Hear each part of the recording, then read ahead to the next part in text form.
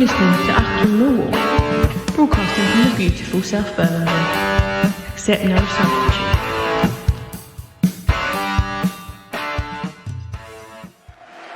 Hello, dear listeners. Welcome to a grey and overcast London road in Peterborough. Joining me, he's been in Wetherspoons. He's had a couple. He's going to give you some fruity opinions. It's Mr. Harry Warren. Good afternoon, dear listeners. Also alongside him, not seen since the Leeds game, Charlie. Hello, Charlie. You alright? A man of few words. Man of few words. 2,500 Millwall come up here, dear listeners. The police operation is quite oppressive, quite heavy-handed so far. I mean, I walked past one place, I parked down the road and they're videoing me as I'm walking past. Yeah, they were videoing us in a pub, videoing us now. There's what's that, about 10, 15 coppers in front of us. Yeah. No real needs. Fucking shouts of you need a mask in the ground from the announcement from there. I've seen masks downstairs, Harry. I think you've got 2 hopes. You've got 2 hopes, very little and none, reinforcing that rule. That comes in next Saturday, listeners. The club in a very invidious position, Harry. I mean, I don't know what they can do. They've got to enforce the law, but, you know, we were just talking off air, listeners, about the rights and wrongs of it all and the hypocrisy that we've seen all week in government circles. How you're going to enforce that, I don't know. And it's going to be the minimum wage stewards that stand outside are going to get the shit. Yeah, I mean, as I said, for me, you don't need to be lectured by anyone. Your personal choice is your personal choice. And I think that's and the rest of it, yeah. That's it. And I don't believe, and this is my opinion, and I have no opinion on whether or not you've taken the vaccine, listener. But you can't be, as a politician, pro-choice and pro-vaccine passport. That would be my thing. It is people's choice is what they do with their own body. You also can't be pissing it up at Christmas parties when you're instructing the country to do otherwise. This is true, but the Labour politicians. Oh no, I make that point across the board. Well, no, but this is their chance to strike, and he thanked him for his new daughter. So that's your fucking chances. Enough politics. We're going to kick off very shortly, listeners. I think it's an unchanged team from the Birmingham. Very impressive win against Birmingham. Lions this afternoon, they're kind of a Spurs-style, brilliant white shirt with dark blue shorts. So we're about to kick off. Lions are attacking the Western Homes end. Away with the grey skies of Peterborough above us, dear listeners. We're in the desk.com co-working space. The romance of football hasn't died in Peterborough, and away we go. We're behind one end, so the view isn't my ideal choice. I'd love to be on the side, and we were in the side stand last time we came here, which would be 2015, dear listeners. A 5-3 loss. Were you up here for that one, H? I didn't come. That was in the days of 4-4-2 and Diags. Neil Harris and Lee Gregory and Steve Morrison up front. Yeah. Incidentally, listeners, there was a steward doing the rounds below me who looks for all the world with his mask on, like Steve Morrison. I don't think it is Morrow, but he looked like him. They say everyone's got a double, and I think Morrow's double lives in Peterborough. Lives in Peterborough working as a steward. Peterborough wearing a kind of an Arsenal-style shirt, only with blue with white sleeves. The away end is rocking, dear listener.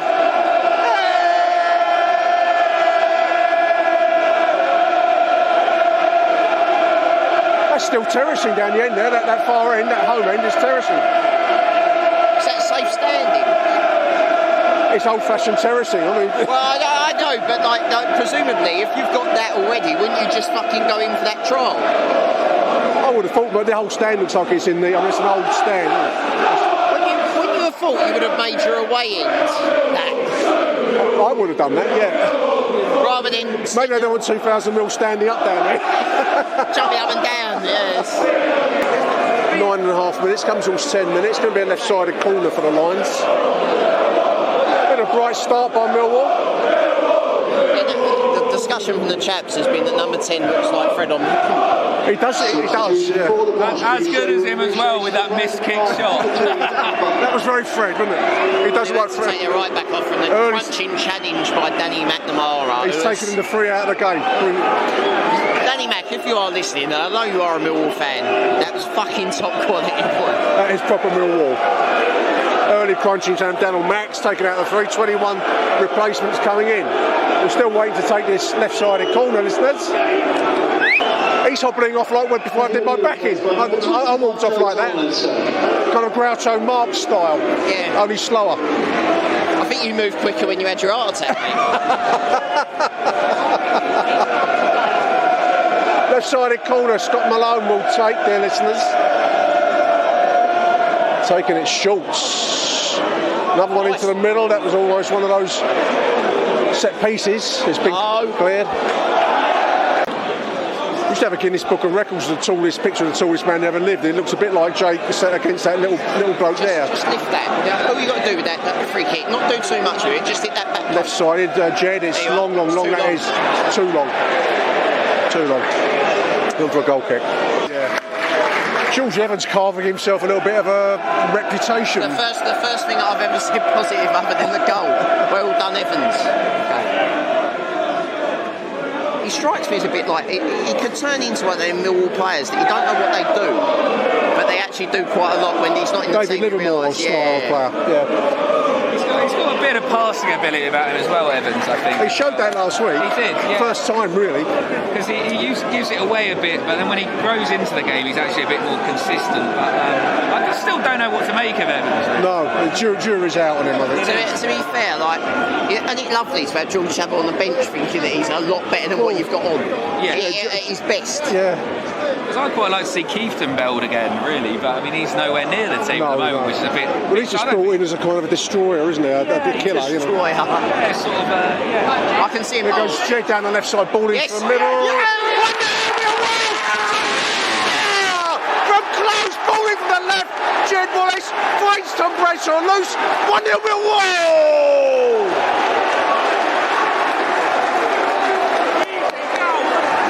15 minutes, 16 minutes. See the Jed Wallace. He said free man. What did I say about Bradshaw? The away end has gone bonkers, listeners. The goal machine, Tom Bradshaw. Nice finish again.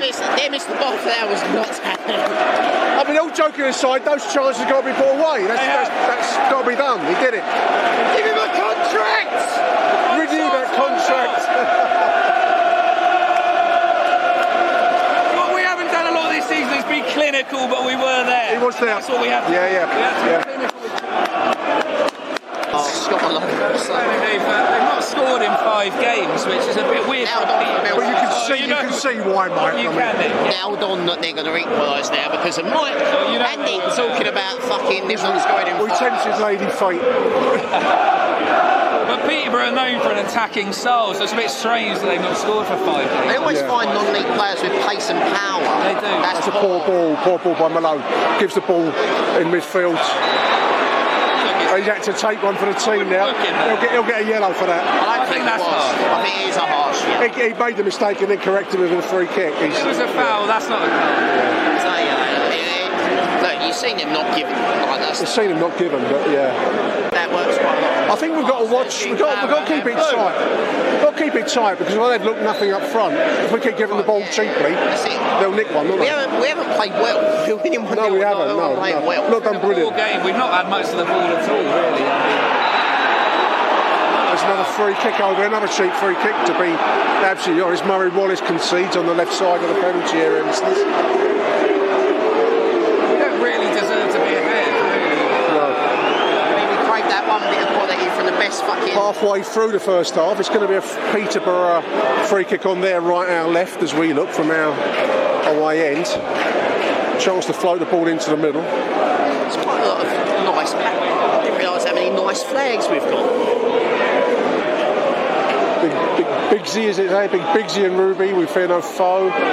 Brings us together, let them come. Can't quite see who that's dedicated to, but there's some really nice flags, as Harry says. As I'm waffling on about flags, they've got a chance to score. Here it comes from the left, it's floated into the middle. That's a good save down low by Bart Bielkowski. A little touch on the well-flighted ball, actually. That's a decent save there, boys.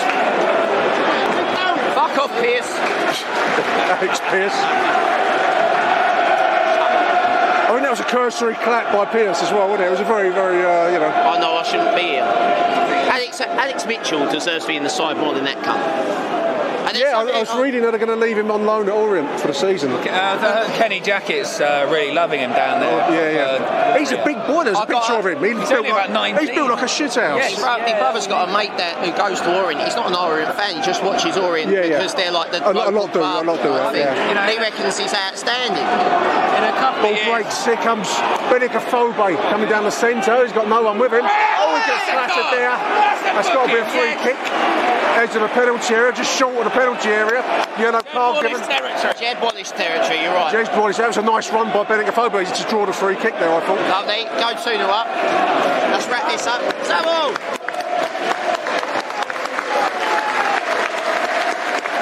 24 minutes. Yeah, you don't get that kind of love, do you, Pierce? He looks at us like a lecherous wife, like looking at your wife that you know is having an affair, but you can't prove. Or you're at a party and your woman's talking to some other bloke and you're looking at him, you cunt.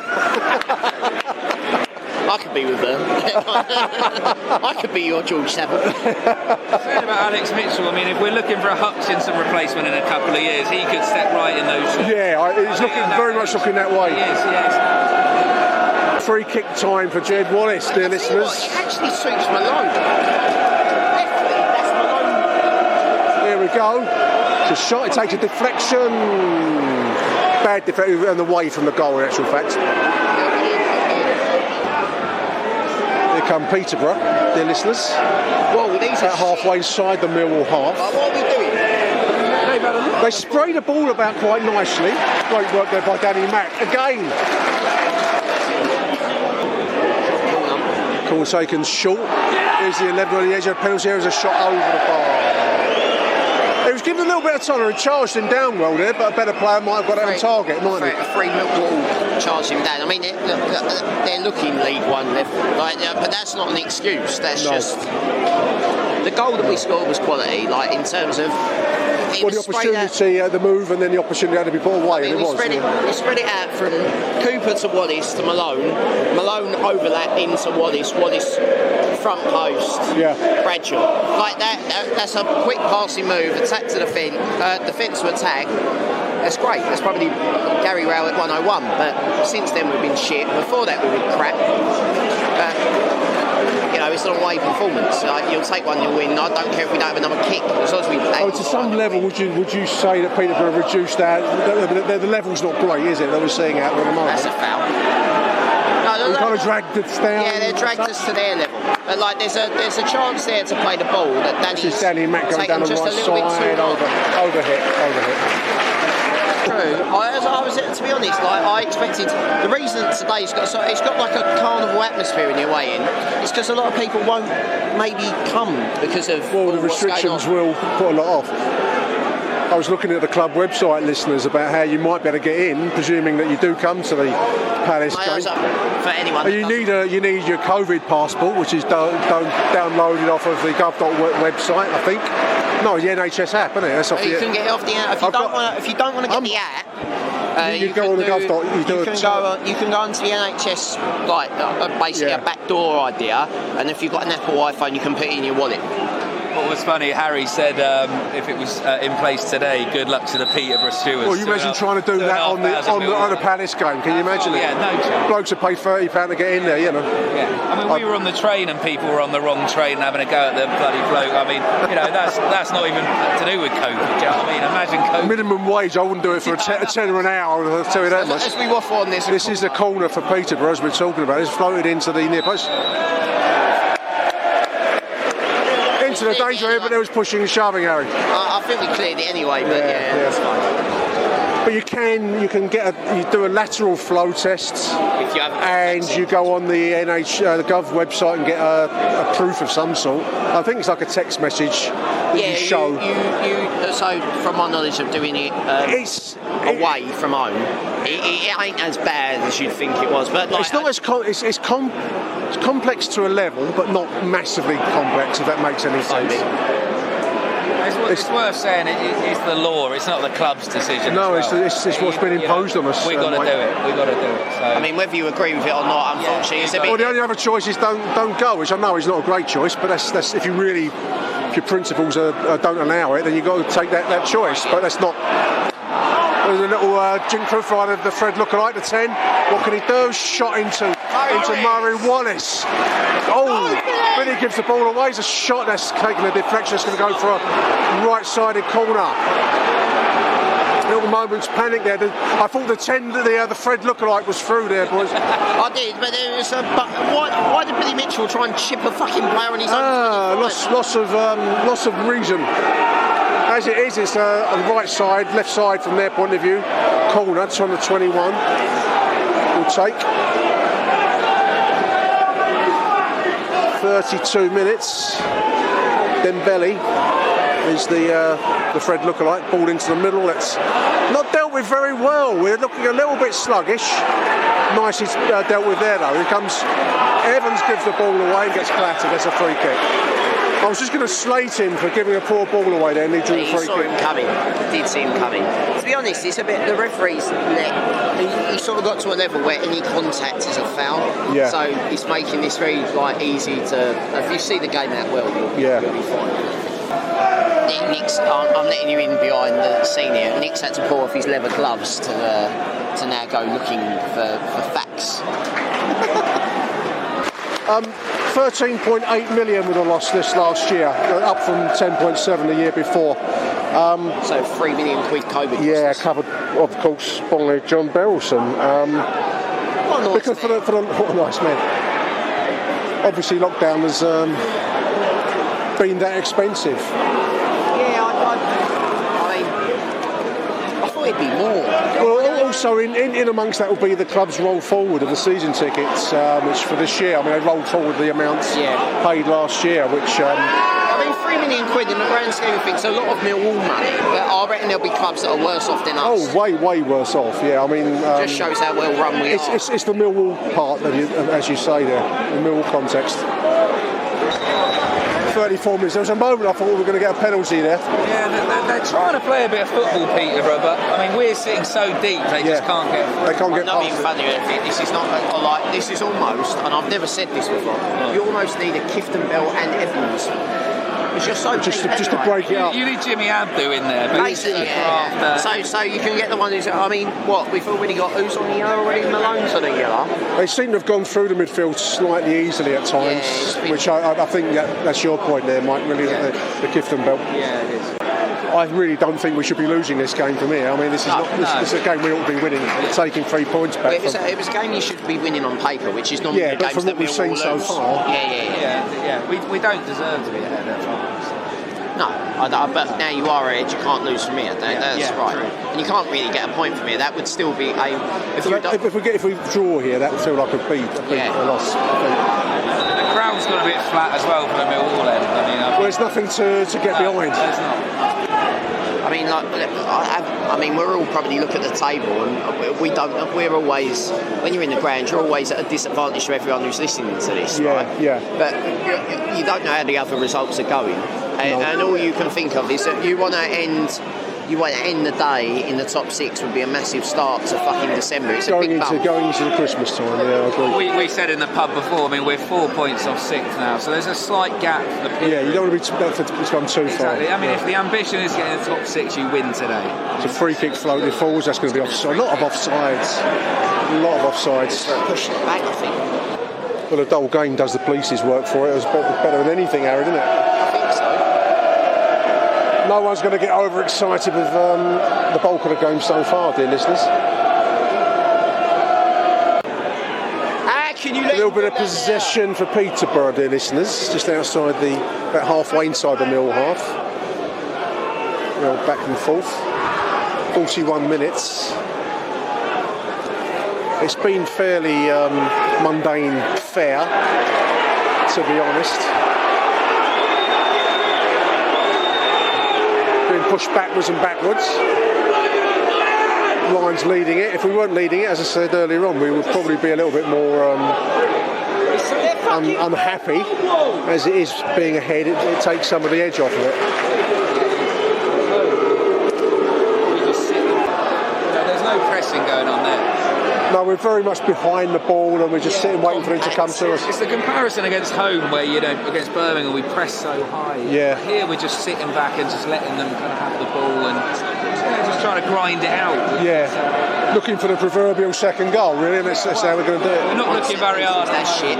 Here they come down the left. There's a 10, a little bit of space opened up there. Great tackle there by Murray Wallace. He's done that twice now. Yeah. Ever dependable Murray Wallace. He is. He won them with Murray Wallace. Well, there's half-time. Lions leading at the break.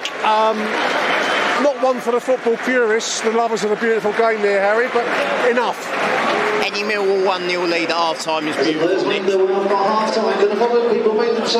Danny Mack probably my standout from that half so far. Otherwise, we've sat behind the ball a lot and let them come on to us. And so far, living on their nerves a little bit, but we've done okay. Yeah, living on the nerves, but at the end of the day, they've done the job. They took the 1-0 lead against them on the play, and that's a perfect away performance, really. So far, so good. We're back after these messages, dear listeners. Achtung, Millwall. Teams are coming back out for the second half. Dear listeners, general consensus around the internet, Doug in Sweden, everyone was that wasn't a great half of football. Very poor display generally by Millwall, but thankfully better to be in front in a poor display than behind. So it's probably about as much as we can say. We do seem to have been content to sit behind the ball. I do worry at half time that if we keep on containing and sitting behind the ball, that Peterborough will press for a goal. They've not been brilliant in front of goal, but you keep giving them chances, they will get something. The ponytail goalkeeper is drawing a little ribaldry from the away fans, the Millwall end. It's kind of got like it's like a Croydon facelift style long hair with pulled back into a ponytail. You know the style I mean, listeners. The second half is underway, listeners. Mill now attacking the away fans. This is Danny Mack coming down the right. A little bit more purposeful, shall we say, in the opening seconds at least of the second half. This is Benik Afobe just in front of the D, dispossessed unfortunately. And free kick conceded. So that was the end of that purposeful period. There's the 11, ball in from the right side. That's cleared again. That's really bad football. We seem to be content to be sitting behind the ball. I know that Peterborough are pressing us at the moment, but we really need to do something with the midfield or drop one. Because if we're not going forward, so you've either got a... I think, as Mike said, it might be a Keithton Bell situation. It's getting worse all the time. Like Bradshaw and Afobe, like there's no one near them for 30 yards. Our balls out from defence are finding blue shirts each time. Peterborough on the left now, pressing forwards. We need the crowd to get behind us and lift us. They need 5 minutes. This is the 11 from distance. That's on target. Batted over by Bart Bell. Comes out with a swerving shot. Dealt with nicely by Bart there, Harry. Yeah, good save. I think he over sort of moved right and then realised he was going back to his left. Good save. 51 minutes, going to be a corner, right-sided corner of Peterborough. What would you do? I still can't get past your idea of Keithton Bell, because I think that's probably, we need someone to make it a bit more painful in midfield, don't we? We can't get the ball. No. That's the problem. So Keithton Bell's been pressing. Nicely done there, Murray Wallace. He's found Tom Bradshaw. Finally, we draw a free kick. I think he was looking for that, boys. Bradshaw draws a free kick in the centre circle, just takes a sting away from the situation. It's one of those games where I think if it was 0-0, I would be really pissed off. Yeah, but it's the 1-0. But we're won leading. up, somehow we won up. Yeah. And you're all right with that. Yeah. Peterborough on the break forwards, trying to lift the ball into the danger zone. 1 inch lifted over down the middle of the defence, lifted over by Bill Koski for 1-1. Poor goal.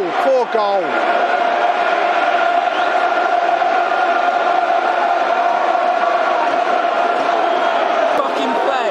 We have to try and play. That's what we're not. Again, though, we keep giving the possession, but they pass it well. We're lucky to be ahead, and now we've got to try and play. Yeah. 16 on the left, ball into the middle, the 9.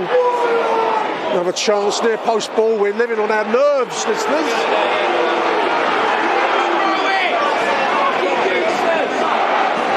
Yeah, they're smelling blood. What I can't cope with, Nick, is we're either good at home or good away. We can't. No, we don't string it together, do we? So finally, we're quite good at home. We seem shit away from home again. You know, that's what I can't cope with. This is a left-sided corner, listeners. And it comes deep, backed and punched away by Bart.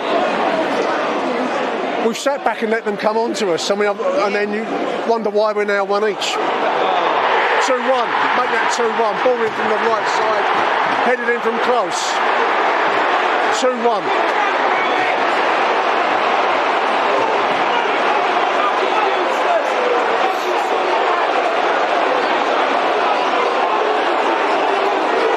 Drawing some abuse down here, H. Rightly so. We fucking nailed on. We said at half time, we said fucking at full time, like, up in the goal. Very poor. Fucking poor performance. Again. My brother said that lad Johnson Clark Harris was warming up, and he said he's not scored, he's not done very well this season. He scored for 5 games, yeah, and he scored 2.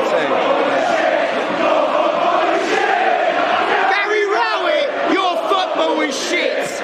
Oh, it's gone. Oh, it's that. I've waited so fucking long. Gary Rowett, your football is shit.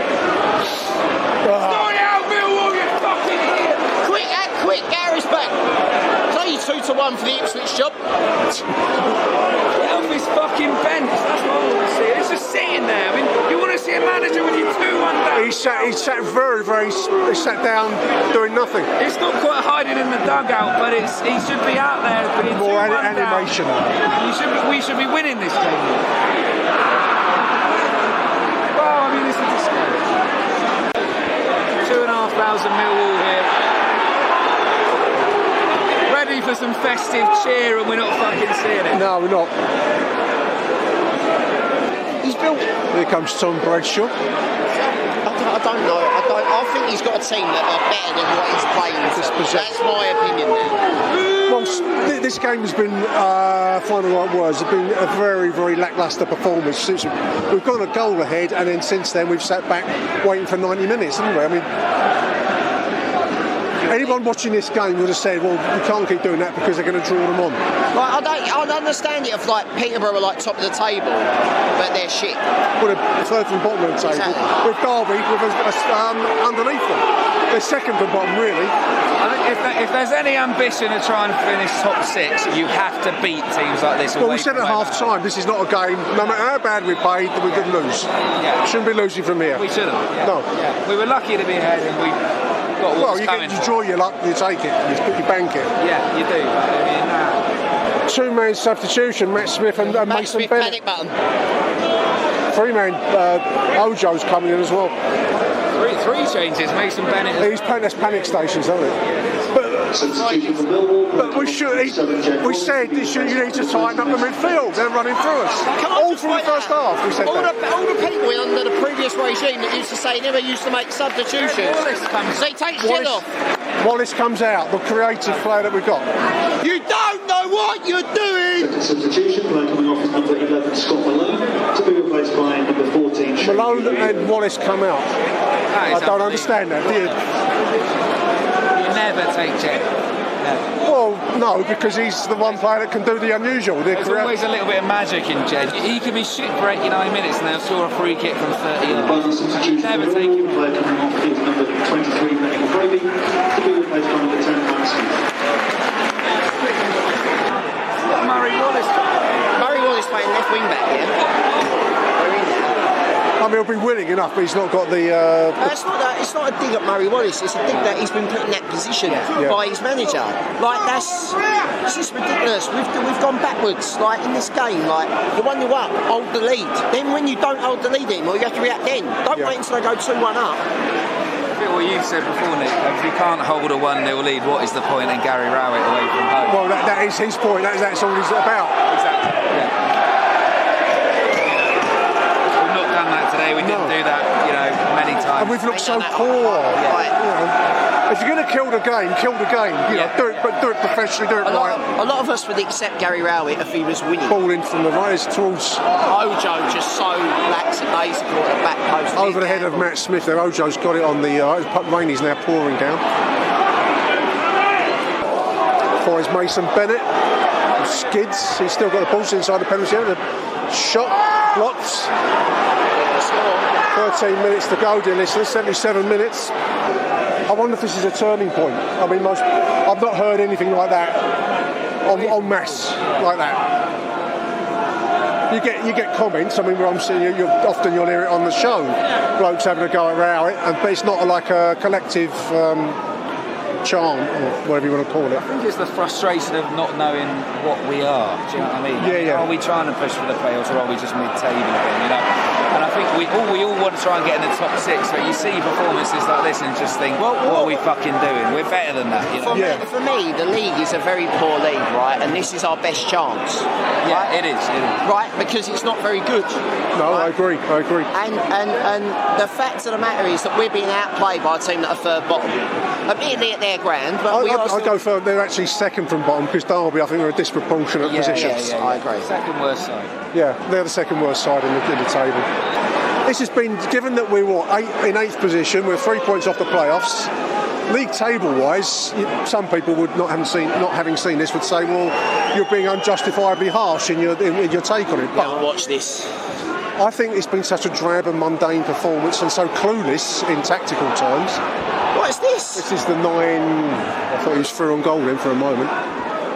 That's the frustration. Is, you know, what's our ambition this year? I think that's what it is, because we came here expecting to win today and try. And we should have won it. Yes, we should have won it. You know, we don't do mid-table very well as Millwall fans. No, we don't. No. We need what's the word? We need absolutes. We either need to be fighting relegation or fighting promotion. Because we can't do average at the and this is what this is. This is very, very, very average. No, this ain't average. This is shit today. There's Billy Mitch. He's got Mason Bennett on his left side. Billy Mitchell now. That's a corner. It's a corner. The referee gives a goal kick. He kicked it.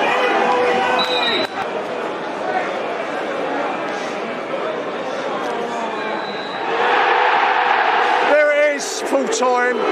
Millwall go down 2-1 at Peterborough.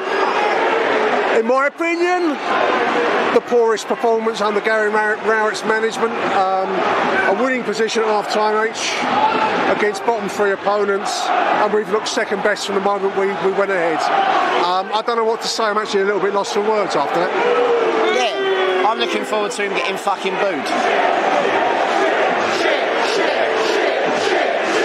There you go.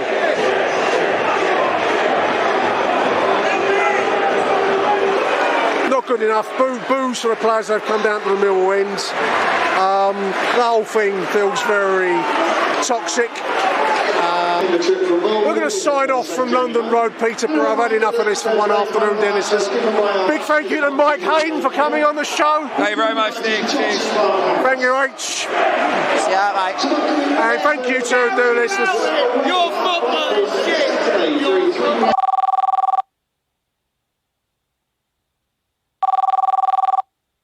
Hi Nick, it's Angelo, mate. Been to the game today.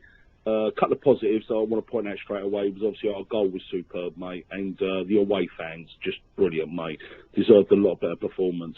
Obviously, I think we're a bit lucky to go in 1-0 up, but we'll take it.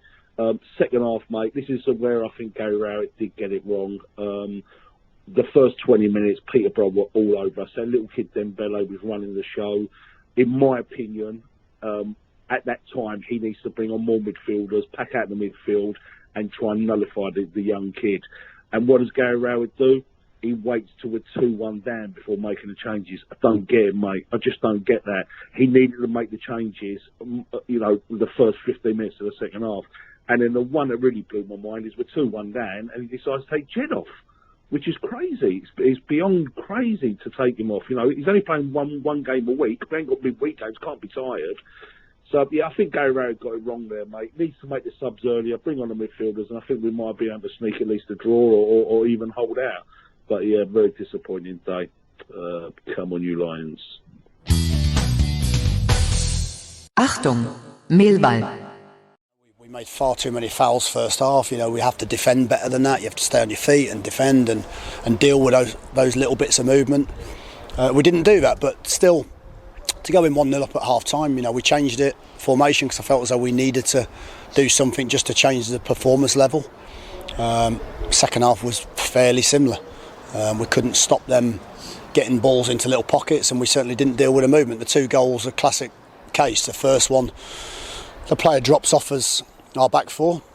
We don't go with him, and then there's two players, one of which is Clark Harris, who runs behind four of our players, and he gets in the other side. I don't know whether maybe Danny just toes it rather than Clark Harris, but we end up scoring to make it 1-1. And then at that point you think, okay, well, if that doesn't liven us up, then nothing will. Ball goes wide, we amble out to the ball, we let the ball come in the box, and Clark Harris is on his own at the back post to tap in. So again, ridiculous goal for us to concede, to be honest with you. And we haven't kept enough clean sheets this season. I think we've kept 4 all season. And sometimes away games you've got to dig in and be resilient. Sometimes you've got to use the ball better.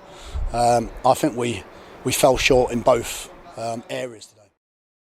We've seen in a lot of the games they end up with a lot of bodies caught forward. So if you can defend properly as a team, then that's what happens. You open spaces up. We're good on the counter. We showed that with a goal, and then we just didn't quite do it with the same quality and composure after that. And but yeah, look, our forwards have stepped up in terms of what they need to do. What I could argue today is for them to score a very good counter-attacking goal, they need better quality, better service, more quality, more service into them, or to allow them to make those attacks. And then they have to be able to rely sometimes on the defenders keeping a clean sheet, even when we don't play well as a game in the game. And I think, you know, today we didn't do that. But yeah, look, it's great for Bradders to get another goal.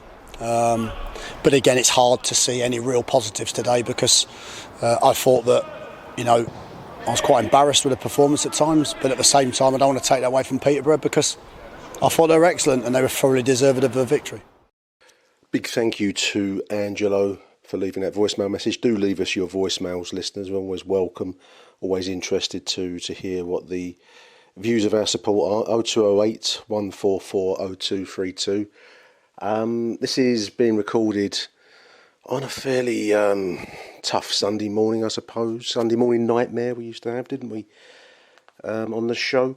Trying to put some perspective on that very disappointing loss yesterday. We do try and pride ourselves on this show for keeping it, in perspective. Let's just begin by saying what a disappointing loss that was. As we've just heard from Gary Rowett there, the manager himself says it was embarrassing. It was certainly embarrassing to be in the London Road Stadium, and especially in that second half, as effectively a capitulation took place by what is, let's not forget, a fairly decent Millwall squad by Mill standards.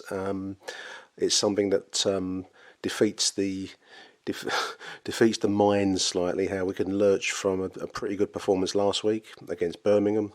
Birmingham weren't brilliant, but we certainly beat them convincingly. How do you lurch with an unchanged side from last week's show to yesterday's debacle? As Jake Sanders put it very well, actually, on social media, one of the first posts I saw when I got back to my car yesterday, Jake says, a dreadful afternoon for Millwall, one of the lowest points of the Gary Rowett era. 3 shots on target against a team inside the bottom 3 is poor. And to concede 21 shots, I haven't seen any of the statistics yet, Jake, 21 shots on goal, considering Posh hadn't scored for 7.5 hours, is even worse. Huge opportunity missed. I think that goes to the heart of it, because going into yesterday's game, I think we were 3 points off of the 6th spot and we were looking upwards. We were hungry to push ourselves into the playoff contention. I think we've got to be realistic after that. I know there's a lot of the season yet to go, and we are striving not to overreact to a very poor performance yesterday.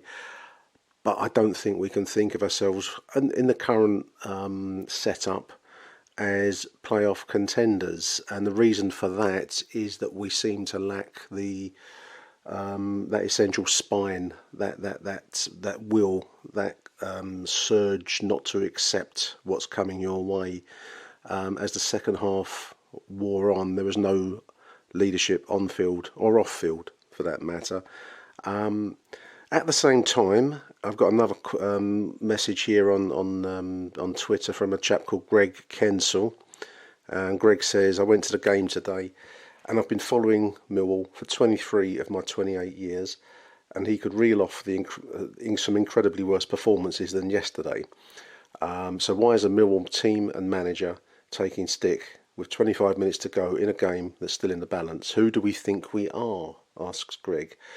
I mean, I would say in reply to that, Greg, I mean, you have a kernel, a nugget of something in that post, and I don't want to diminish that, because I think there is a certain, in the heat of battle, on a freezing cold day in the pouring rain, as we all were there yesterday, logic tends to go out the window a little bit, and people do overreact. I don't know. Equally, you can't always be logical. You can't always be calm. Sometimes situations do demand an irrational answer. Mightn't be a very good way to put it, but the outburst of the crowd yesterday chanting your football is shit at Gary Rowett was also touching on a truth. Your truth is correct. There have been a hell of a lot worse performances in the last 25 years. We all know the names and the managers, and almost certainly we could name the games and the performances. But that doesn't help now. We are supposedly, and we've assembled a squad that is supposedly designed to press for a top 6 finish. That's the aim. That's the purpose of it all. And we seem to be some way short of that. And the question then has to arise, why is that? Do we just accept that because once upon a time Holloway messed up against Norwich, springs to mind, 2014, 13, whenever it was. Does that impact on now? It doesn't. We are talking about the here and now. We're talking about a fairly, by Millwall standards, expensively assembled squad. We're running 13 million point something loss this year, which John Berylson covers. All of that is being covered because there must be some superior plan to try to achieve, at least for one season, Premier League status in order to wipe the slate clean. It was a huge opportunity missed indeed, as Jake Sanders has put already. 2,500 fans travelled up there, listeners. It was a good atmosphere. You would have heard that on the live footage we did. 2,500 fans fired up. I mean, I'm stone cold like the judge because I've driven up there, but a lot of the boys were clearly up for a big day out. And we made a good start, decently taken goal, nice move, and it's happy days. The problem arose as soon as we went one ahead. We seemed to just sit back, as we've said during the game. Why are we allowing Peterborough to pass the ball back and forth? And if you keep giving a team possession, even though they are bottom 3, they clearly weren't brilliant in front of goal, and though they did make changes during the course of the game, and I think that's going to be something that we'll come back to. They did make changes during the game, and they reacted to what they saw in front of them, which is the mark of good quality football management. The thing that struck me with Gary Rowett's post-match interview is he keeps repeating this thing that we want to aim to be higher than where we are. A lot of it comes back to the players. I think that was an unchanged side from a decent performance last week. You do have to look at professional players. I can't remember who it was on Twitter. Forgive me, whoever posted this, but there was a line about expecting professional footballers to be able to at least pass the ball to each other and to make tackles, and to, I would go further slightly, to see the pattern of a game as it's developing. Is it too much, listeners, to expect professionals, midfielders particularly, but also, defenders? I'm talking here about Jake Cooper, Sean Hutchinson, Murray Wallace, Danny Mack. I know he's younger. But as you see a team like Peterborough starting to pass the ball with impunity backwards and forwards across our half and starting to work chances that weren't taken, we need to push forwards. We seem to sit deeper and deeper and deeper. Well, when that's happening, who on the pitch is taking charge of that situation? Who's the leader? Where is that person? I didn't see it yesterday. I do also look at Gary Rowett on the bench. To some extent, his body language is he's not a demonstrative manager. I'm a bit mistrustful of demonstrative managers, but anyway, he was sat on the bench for a long period of time, a long period of the game, and that seems to send a message of passivity, where we as mere paying customers were saying that we need to tighten up in the midfield. Maybe it was strangely a day to go full Rowett, bring on Michael Kieftenbeld, possibly George Saville, take your pick, and tighten up midfield. That was not done, and we pay the price in the end. So yeah, no on-field leadership, no off-field leadership, management, none that I could see. And yes, you do have professional players that have failing to do what they have been paid quite well to do. The frustrating part about it was that I still believe that the players individually and collectively are better than that performance.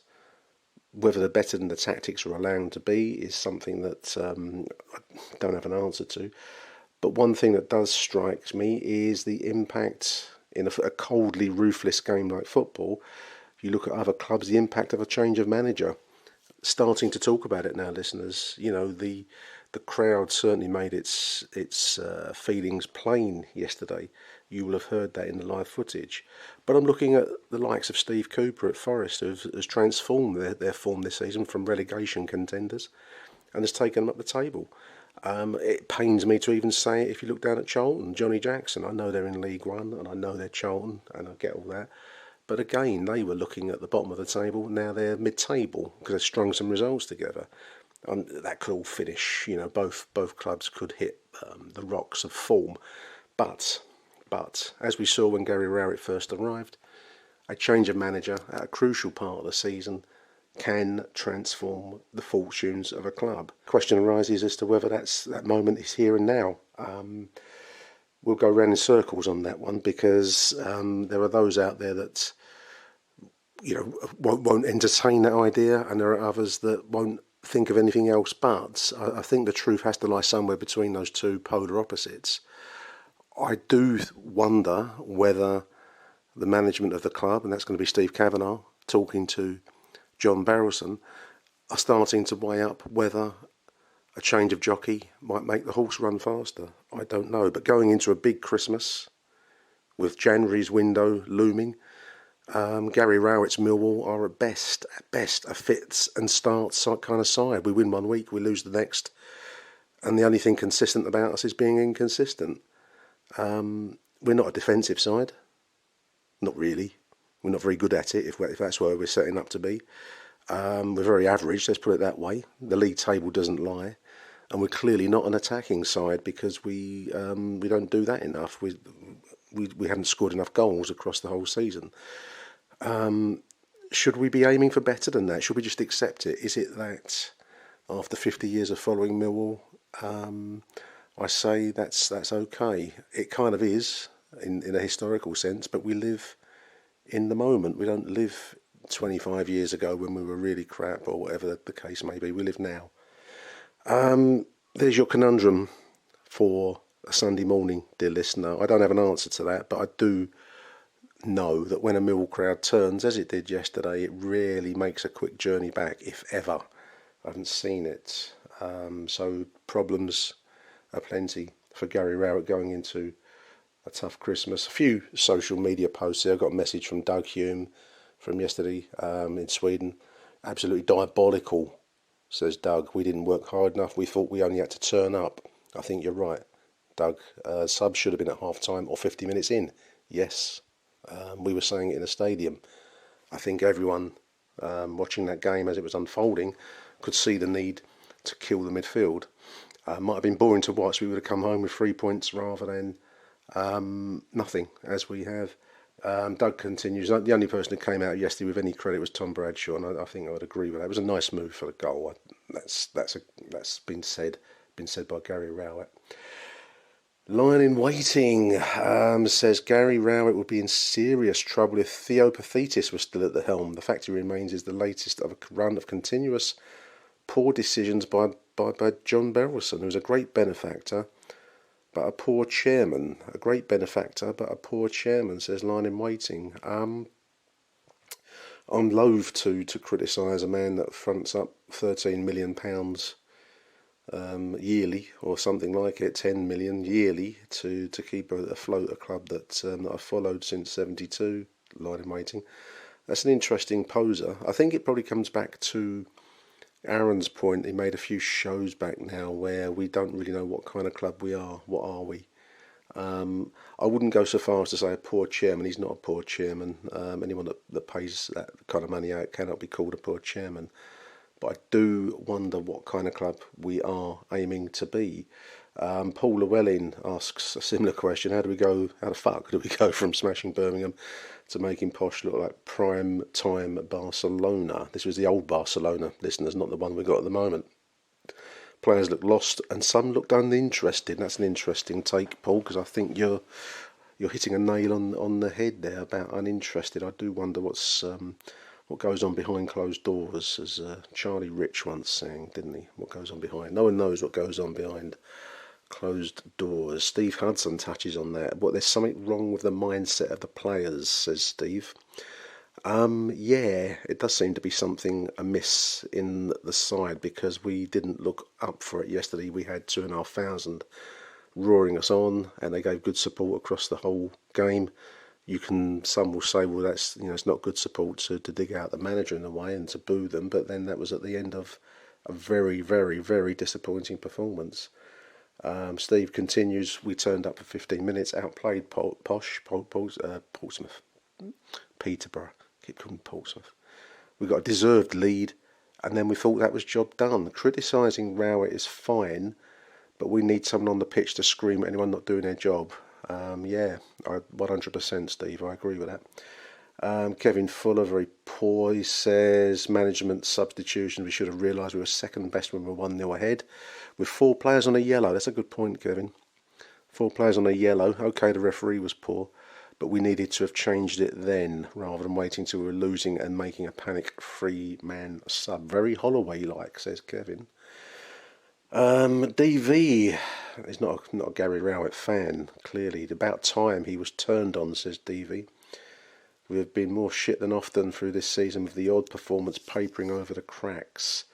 Still some defend him though. He's one of the most tactically inept managers we've ever had, says DV. Jim, same point, similar point. We're outnumbered in midfield, but as usual Rowett just sits and watches, waiting for the inevitable equaliser. That is a criticism, I think, that is valid. I mean, we will have our budgetary limitations, listeners. We've said it a few times across the show. I won't hammer the £13 million loss that we've had this week, because there's much that's gone into that. Lockdown, COVID, all the rest of it, you know the story. But we do look, and I'm comparing it with Peterborough's tactics yesterday, where they changed it. They brought on the striker, they got the 2 goals. Much more direct, much more pacey in the second half, much more up for it. Let's get it right. Much more up for it in the second half, with a man brought on to try and convert some of the chances they were hoping to create, and they got paid up. We looked like little lost lambs. Steve Lee, to finish, complacency after our goal and lack of composure is the root of our poor performance. The manager must take some responsibility for tactical inaction. Who says the league table never lies? The league table doesn't lie, Steve. And the bit of truth for everybody at the moment is that we are very, very, very middle of the table. We're sitting in the 11th position on 30 points, now 5 points off of 6 spots. And Peterborough, that win, have risen, well, their points have gone up by 3 points, 19 points. They're still 3 points short of relegation safety in 21st position, which is Reading at the moment, with carrying a penalty, of course. So we are where we deserve to be. The league table, in my opinion, does not lie. It cannot lie, not over the course of now 22 games. We'll see where we finish at the end of the 46-game season, but at the moment we are deservedly and rightly 11th, and we can expect no more than that with performances such as we saw yesterday. Big thank you to everyone for catching up yesterday. I hadn't seen Mike physically before last week, and I've met him twice in a week, so there we are. Like London buses come along, don't they? All twice a week. So good to meet up with Mike and Harry, as well as Charlie and Andy. That's Mike, the brothers of Harry and Mike respectively. So good to see you all boys yesterday. Commiserations, I think, with the travelling support yesterday. It was a good Mill travelling support, and it all was frittered away. Final shout out for the two products we're pushing: Mill Who's Who by our colleague Neil Fisler, which is on victorpublishing.co.uk. Wonderful book. Every Mill player there's ever been since 1885. Really good compilation book by Neil there. 1999 on victorpublishing.co.uk. Mill Who's Who, and also our own, if you can support it, the Achtung calendar is at the millsupportersclub.co.uk store.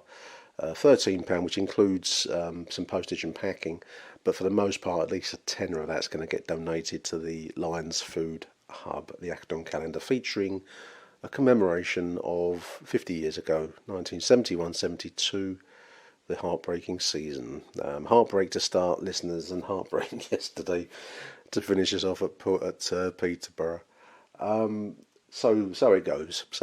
So huge thank you to you listeners for listening to the show and giving us your support. It's always appreciated. I think I'm going to call it quits on yesterday and look forward to next Saturday's home performance against Preston. Let's hope for a win next week. Try and lift our spirits for next weekend. Until then, dear listeners, from me, Nick Hart, it's Arrivederci Millwall. Thanks for listening, and bye for now.